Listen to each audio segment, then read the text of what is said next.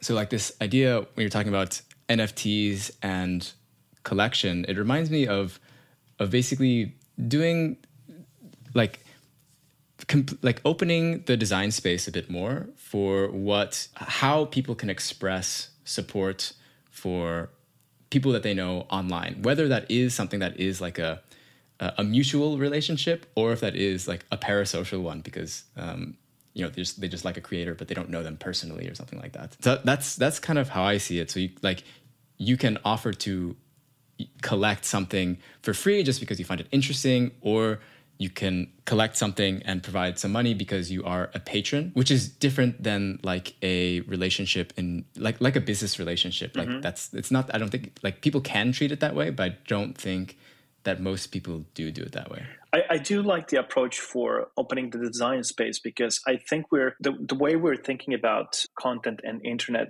it definitely has been standardized in our minds. But if you take just like few steps, back and think about the same piece of content, it can be consumed in a way where you're paying for the content, or you can read it for free.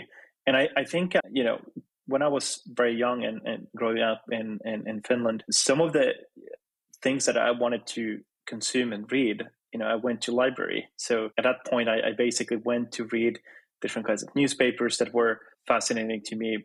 Mainly, for example, different kinds of financial news. You have also like TV, like might be state sponsored. You might pay for additional content, but it's just like showcases that necessarily the same piece of content doesn't need to be priced in a way where everyone necessarily is paying the same thing.